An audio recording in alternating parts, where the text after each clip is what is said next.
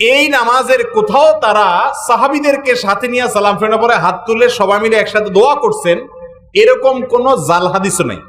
মসজিদ কমিটির উপর ওয়াজিব হচ্ছে ইমামকে বহিষ্কার করা। ভূমিপল্লী জামে মসজিদের কথিত খতিব যে বক্তব্য দিয়েছে, তারই বক্তব্যের সাথে কোরআন, সুন্নাহ, ইজমা, কিয়াসের ন্যূনতম তো নয়, দূরতম সম্পর্কও নেই। তারপর সেই খতিব বা কথিত মৌলবী সাহেব যদি বসতে চান, আমার ছাত্র আছে, তারা যাবে ইনশাল্লাহ তাকে বুঝাতে। আর যদি সে তার বড় কোনো শায়েখ মাশায়েখ তাদের লামাযহাবীদের থাকে, তাকে নিয়ে বসতে চায়, তাহলে আমি নিজে উপস্থিত হব ইনশাল্লাহ। ফরজ হোক অথবা সুন্নত নামাজ হোক অথবা নফল নামাজ হোক, সাধারণ যত নামাজ আছে এগুলোর সালাম ফেরানোর পরে হাত তোলার কোন নির্দেশ কোরআন সুন্নাহর কোথাও বর্ণিত হয়নি। এই মুহূর্তে আমি দেশবাসীর উদ্দেশ্যে, বিশেষ করে সচেতন মহল যারা কিংবা সাধারণ মুসলমান, বিভ্রান্তি নিরসন করার জন্য তাদের উদ্দেশ্যে কিছু কথা বলবো। আর আমাদের আজকের বিষয় হচ্ছে ফরজ নামাজের পর হাত তুলে মুনাজাত করা, এটা কি বৈধ কিনা? কোরআন সুন্নাহর আলোকে ফরজ নামাজের পর হাত তুলে মুনাজাত করা, বিশেষ করে সম্মিলিত মুনাজাত করা যাবে কিনা? কোন এক খতিব সে জুমার বক্তব্যে বলেছে যে ফরজ নামাজের পর মুনাজাত করা, হাত তুলে দোয়া করা, বিশেষ করে সম্মিলিত মুনাজাত করার কোনো দলিল কোরআন হাদিসে কোথাও নেই। এবং ঘটনাটি ঘটেছে আমাদের সিদ্ধিরগঞ্জের ভূমি মন্ত্রণালয় কর্মকর্তা কর্মচারী সমবায় সমিতি লিমিটেডের ভূমিপল্লী আবাসন প্রকল্প জামে মসজিদের খতিবকে নিয়ে। এই বিতর্কিত খতিবই সেখানে এই বক্তব্য দিয়েছে এবং মানুষকে নামাজের পর মুনাজাত করা থেকে সে বিরত করছে। সেই ভূমিপল্লী আবাসন, সেই হাউজিং থেকে, সেই এলাকা থেকে কিছু অ্যারিস্টোক্রেট পার্সন, কিছু সম্মানিত ব্যক্তি আজকে আমাদের এখানে উপস্থিত হয়েছেন। অ্যাডভোকেট মফিজুল ইসলাম সাহেব, দুলাল প্রধান, জাহাঙ্গীর ইসলাম, জিয়াউল হক, মিন্টু হাওলাদার, তারা এসেছেন আমার কাছে যে খতিব যে বিতর্কিত বক্তব্য দিচ্ছে, নামাজের পর দোয়া, হাত তুলে দোয়া, সম্মিলিত মোনাজাত, কোরআন সুন্নাহতে কোনো ভিত্তি নেই, এই কথাটির সঠিক না ব্যাঠিক, বা তার কথার পক্ষে তার কথাটি অথেন্টিক কিনা, কোরআন সুন্নাহর প্রামাণ্য দলিলে তার কথাটি প্রমাণিত কিনা। আমি বক্তব্যের শুরুতেই বলবো, এই কথিত খতিব, ভূমিপল্লী জামে মসজিদের কথিত খতিব যে বক্তব্য দিয়েছে, তারই বক্তব্যের সাথে কোরআন, সুন্নাহ, ইজমা, কিয়াসের ন্যূনতম তো নয়, দূরতম সম্পর্কও নেই। তার বক্তব্য সম্পূর্ণ কোরআন বিরোধী, রাসূল করিম সাল্লাল্লাহু আলাইহি ওয়াসাল্লামের হাদিস বিরোধী, ইজমায়ে উম্মতের বিপক্ষে। আর কিয়াসের তো এখানে আসার আর প্রয়োজন নেই, যেখানে মূল তিনটি দলিল কোরআন, সুন্নাহ এবং ইজমায়ে উম্মত, যেটা উম্মতের ঐকমত্যের বিপক্ষে তার বক্তব্য, এই বক্তব্যটি তার গ্রহণ করা যাবে না। এটা একটি প্রত্যাখ্যাত বক্তব্য। তাকে উচিরেই তওবা করে তার বক্তব্যকে উড্ডু করতে হবে, নতুবা মুসলমানদের উপর ওয়াজিব হচ্ছে এই ইমামকে মসজিদ থেকে বহিষ্কার করে দেওয়া। আমরা আজকে দেখব অত্যন্ত সংক্ষেপে যে নামাজের পর দোয়া করা, হাত তোলা, বিশেষ করে সম্মিলিত মোনাজাতের পক্ষে কি এভিডেন্স আছে। আমরা প্রথমেই দেখতে পাচ্ছি কোরআন কারীমে আল্লাহ পাক 30তম পারা সূরাতুল ইনশিরাহে ফরজ নামাজের পর দোয়া করতে তার রাসূল মুহাম্মদ সাল্লাল্লাহু আলাইহি ওয়াসাল্লামকে নির্দেশ করেছেন। আপনারা দেখতে পাচ্ছেন আমার হাতে তাফসীর ইবনে কাসির 4th খণ্ড, এটা লেবানন বৈরুতের ছাপ। এখানে আমরা দেখতে পাচ্ছি 542 পৃষ্ঠাতে আল্লামা ইবনে কাসির রাহমাতুল্লাহ ফাইদা ফারাকতা ফানসাব এর ব্যাখ্যায় লিখেছেন ইয়ানি ফিদ দুআ, অর্থাৎ ফানসাব ইলা রাব্বিকা ফারগাব বাদা ফিরাগিকা মিনাস সালাত ওয়া আনতা জালিস, অর্থাৎ আপনি যখন ফরজ নামাজ শেষ করবেন, উঠার আগে বসা অবস্থাতেই আপনি দোয়ায় নিয়োজিত হন। আল্লাহ রাসূল সাল্লাল্লাহু আলাইহি ওয়াসাল্লামকে আল্লাহ তাআলা স্পষ্ট নির্দেশ করেছেন যে আপনি ফরজ নামাজ শেষ করে বসা অবস্থায়, দাঁড়ানোর আগে, অন্য কাজ করার আগে দোয়া করুন। তাহলে আমরা দেখতে পাচ্ছি কোরআনের আয়াতের ফাইদা ফারাকতা ফানসাব আয়াতের ব্যাখ্যায় এটাই সাব্যস্ত করা হয়েছে যে আল্লাহ পাক তার রাসূল মুহাম্মদ সাল্লাল্লাহু আলাইহি সাল্লামকে ফরজ নামাজের পর দোয়া করার নির্দেশ করেছেন, যেটা আল্লাহ তার রাসূল মুহাম্মদ সাল্লাল্লাহু আলাইহি ওয়াসাল্লামকে নির্দেশ করেছেন নূর নবী মুহাম্মদ সাল্লাল্লাহু আলাইহি ওয়াসাল্লামের অনুসরণে আমরা যদি ফরজ নামাজের পর দোয়া করি নিশ্চয়ই সেটা সুন্নত হিসেবে সাব্যস্ত, এটি কোনো সন্দেহ নেই। এই সুন্নতকে যে কটাক্ষ করবে বা অস্বীকার করবে এই কথা বলে যে নামাজি দোয়া নামাজের পর কোনো দোয়া নেই, বা নামাজি দোয়া নামাজের পর দোয়া করা বেদাত বা হারাম, এরকম কথা বলবে, তার ঈমান নষ্ট হয়ে যাবে এবং তাকে তওবা করে পুনরায় মুসলমান হতে হবে। এখন আমরা কোরআন কারীমের আয়াত থেকে এবং নির্ভরযোগ্য তাফসীর থেকে দেখলাম আল্লাহ পাক ফরজ নামাজের পর দোয়া করতে বলেছেন। আমরা কিছু হাদিস দেখব এবার, যা সিয়াসিত্তার বিভিন্ন রওয়ায়াত থেকে। ইমাম তিরমিজি হাদিস বর্ণনা করেছেন হযরত আবু উমামা রাদিয়াল্লাহু তাআলা আনহু থেকে। ওয়া নবী উমামা রাদিয়াল্লাহু তাআলা আনহু قال قيل لرسول الله صلى الله عليه وسلم اي الدعاء اسمع قال جوف الليل الاخر ودبر الصلوات المكتوبات। আবু উমামা রাদিয়াল্লাহু তাআলা আনহু বলেন আল্লাহ রাসূল সাল্লাল্লাহু আলাইহি ওয়াসাল্লামকে জিজ্ঞেস করা হলো আইয়ুদ দুআই আসমা, কখন দোয়া করলে দ্রুত কবুল হয়? আল্লাহ রাসূল সাল্লাল্লাহু আলাইহি ওয়াসাল্লাম বললেন জওফাল লাইলিল আখির, গভীর রাতের শেষে, ও দুবুরাস সালাওয়াতিল মাকতুবাত, প্রত্যেক ফরজ নামাজের পরে যে দোয়া করা হয় সেটা তাৎক্ষণিক কবুল হয়ে যায়, আল্লাহ সেটা ফিরিয়ে দেন না। অর্থাৎ নামাজের পর দোয়া করার ব্যাপারে কোনো ধরনের আপত্তি চলবে না। ফরজ নামাজের পর দোয়া করা রাসূল কারীম সাল্লাল্লাহু আলাইহি ওয়াসাল্লামের সহিহ হাদিস এবং কোরআন কারীমের সুস্পষ্ট আয়াত দিয়ে সুন্নত প্রমাণিত। এখন প্রশ্ন হলো রাসূল কারীম সাল্লাল্লাহু আলাইহি সাল্লাম হাত তুলে কি দোয়া করেছেন? প্রশ্ন এটা। নামাজের পর আল্লাহ রাসূল নিজে কি হাত তুলেছেন বা সাহাবায়ে কেরামকে কি হাত তুলতে বলেছেন? এই ব্যাপারে আমি কিছু সহিহ রাওয়ায়াত আপনাদের সামনে তুলে ধরছি। এই ক্ষেত্রে একটি হাদিস আমরা উপস্থাপন করছি। আনাস ইবনে মালিক রাদিয়াল্লাহু তাআলা আনহু থেকে বর্ণিত, হাদিসটি সহিহ বুখারীতে এসেছে। জুমার দিন এক ব্যক্তি রাসূলুল্লাহ সাল্লাল্লাহু আলাইহি ওয়াসাল্লামের কাছে আসলেন, মসজিদ নববীতে মরুভূমির লোক, বেদুইন, এসে বলেন ইয়া রাসূলুল্লাহ সাল্লাল্লাহু আলাইহি ওয়াসাল্লাম, অনাবৃষ্টির কারণে ফসল নষ্ট হয়ে যাচ্ছে, পশুগুলো পানি পাচ্ছে না, মানুষের জীবন বিপর্যস্ত, আপনি একটু দোয়া করুন।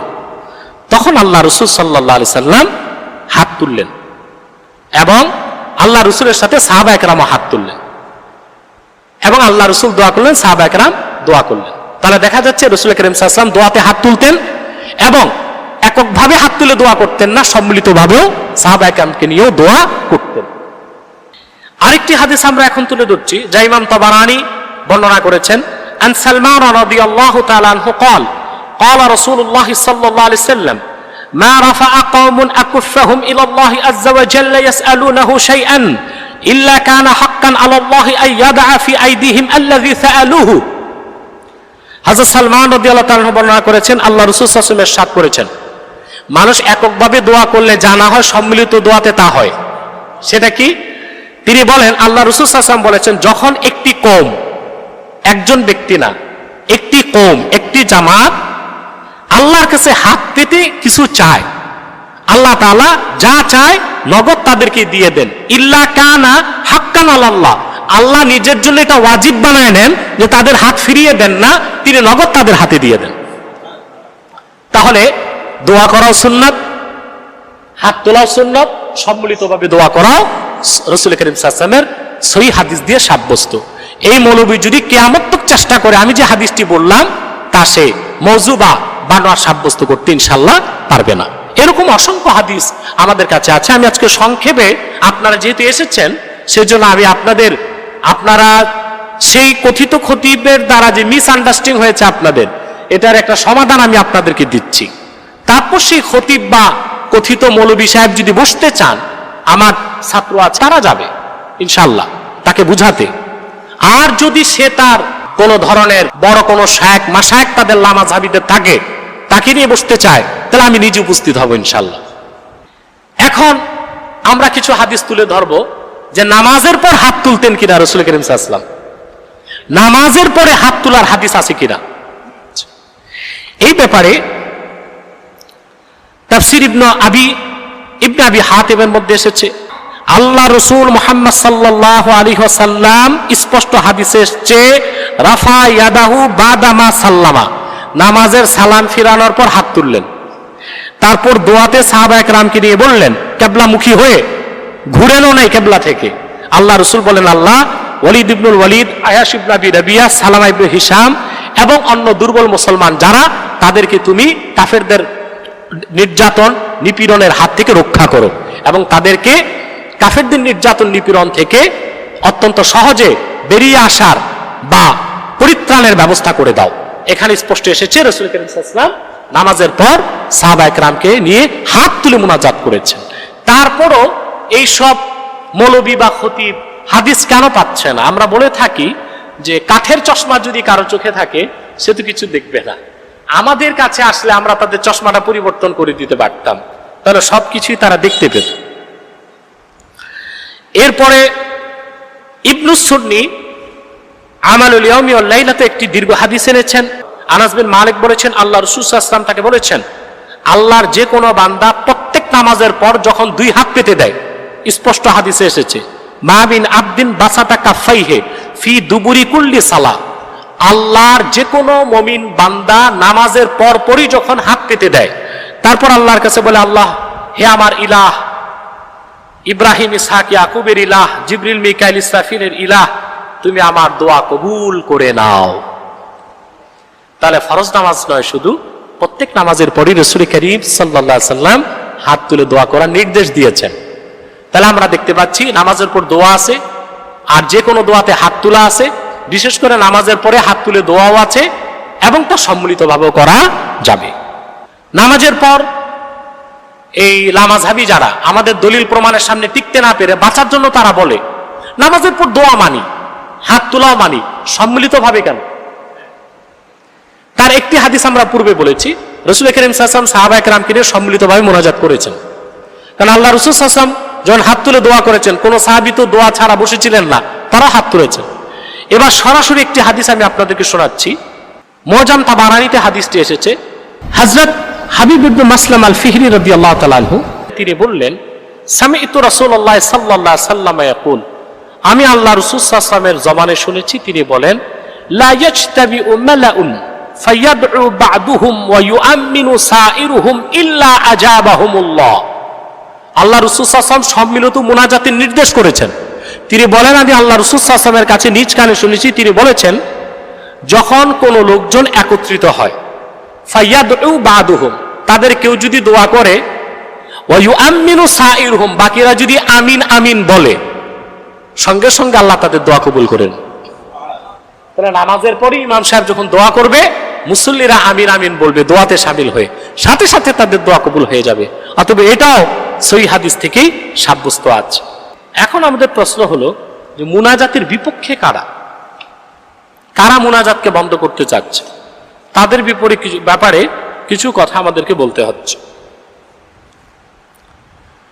সেটা হলো, আল্লাহ রাব্বুল আলামিন কোরআন কারীমে মুনাফিকদের ব্যাপারে বলেছেন, ওয়ায়াকবিদুনা আইদিয়াহুম, যারা মুনাফিক তারা তাদের হাতকে গুটিয়ে রাখে। এটার ব্যাখ্যায় হযরত আলী রাদিয়াল্লাহু তাআলা আনহু থেকে হাদিস এসেছে, ইমাম হাকিম মুস্তাদরাক আলা সহিহাইন রওয়ায়াত করেছেন। তারা হলো মুনাফিক যারা ছিল মদিনাতুল মুনাওয়ারাতে, যারা মুনাফিক ছিল, ওয়া কানু লা ইয়ারফাউনা আইদিয়াহুম ফিদ দুআ, আল্লাহ রাসূল সাল্লাল্লাহু আলাইহি ওয়াসাল্লাম যখন দোয়াতে হাত তুলতেন, পিছনে মুনাফিক যারা নামাজ পড়তো তারা দোয়াতে হাত তুলতো না। এটা ইমাম হাকিম তার মুস্তাদরাকে রওয়ায়াত করেছেন, অন্যান্য তাফসিরে এসেছে, তাফসির হুসাইনিতে এসেছে। তার নামাজের পর বিশেষ করে যারা দোয়া করতে চায় না, হাত তুলতে চায় না, তাদেরকে আমরা সেই মুনাফিকদের উত্তরসূরি মনে করে থাকি। দ্বিতীয় যে বিষয়টি আমরা এখানে দেখব যে মুনাজাতের বিপক্ষে আসলে কারা, কারা মুনাজাতকে বন্ধ করতে চাচ্ছে। ইবনু মাজাহ, ইমাম ইবনু মাজাহ তার সুনানে একটি রওয়ায়াত এনেছেন, এবং হযরত আব্দুল্লাহ ইবনে আব্বাস রাদিয়াল্লাহু তাআলা আনহুমা থেকেও হাদিস এসেছে। আন ইবনে আব্বাস রাদিয়াল্লাহু তাআলা আনহুমা আন্না রাসূলুল্লাহ সাল্লাল্লাহু আলাইহি ওয়াসাল্লাম قال ما حسدتكم اليهود على شيء ما حسدتكم على قول آمين فأكثروا من قول آمين। রাসূল করিম সাল্লাল্লাহু আলাইহি ওয়াসাল্লাম বলেছেন, মুসলমানেরা তোমাদের যে আমলটি দেখে ইহুদিরা সবচেয়ে বেশি হিংসা করে, সেটা হলো তোমরা যখন দোয়াতে আমিন আমিন বলো। তো দোয়াতে আমিন আমিন তখনই বলা হয় যখন সম্মিলিতভাবে হয়, ইমাম দোয়া করবে, বাকিরা আমিন আমিন বলবে। অথবা আমাদের মনে হয় যারা ইহুদিদের কাছে পারচেজ হয়েছে, বা যারা ইবনু তাইমিয়াকে অন্ধভাবে অনুকরণ করে, ইবনুল কাইয়িম জাওজি, ইবনু আব্দুল ওয়াহাব নজদীকে অন্ধভাবে অনুসরণ করে, তারাই মূলত নামাজের পরে দোয়াকে বন্ধ করতে চাচ্ছে।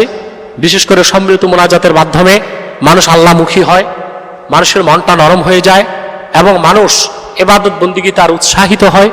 সেই মানুষকে সুমহান লক্ষ্য উদ্দেশ্য থেকে দূরে সরাবার জন্যই একটি ধর্মীয় লেবাসে একটি ডিপ্লোমেসি, একটি অপকৌশল ছাড়া আর কিছু নয়। অতএব আমি পরিশেষে একটি কথা বলবো যে আপনারা যারা ভূমিপল্লীতে আছেন, আপনারা এই মসজিদ কমপ্লেক্সের কমিটি যারা, তাদেরকে প্রস্তাব করুন যে ইমামকে বসতে হবে। আমরা আমাদের পক্ষের এভিডেন্স, দলিল প্রমাণ দেখাবো, তাকে মেনে নিতে হবে। আর আল্লাহ না করুন যদি আমরা দেখাতে না পারি, এটা সূর্য পূবে উঠে পশ্চিমে ডুবা যেমন সত্য, আমরা দেখাতে পারবো এটা এমন সত্য। যদি আমরা দেখাতে না পারি তাহলে সে মুনাজাত বন্ধ করে দিক, আমাদের কোনো আপত্তি নেই। কিন্তু ভূমিপল্লী আবাসনে যাদের সাথে কোরআন হাদিসের কোনো সম্পর্ক নাই, তারা কি বুঝবে মাসালার? অতএব তারা প্রয়োজন ইসলাম ফাউন্ডেশনের বিশেষজ্ঞদের উপস্থিতিতে ইমামকে বসাক, আমাদের প্রতিনিধি যাবে, বাহাসের প্রয়োজন নেই, সংলাপের মাধ্যমেও সমাধান হতে পারে।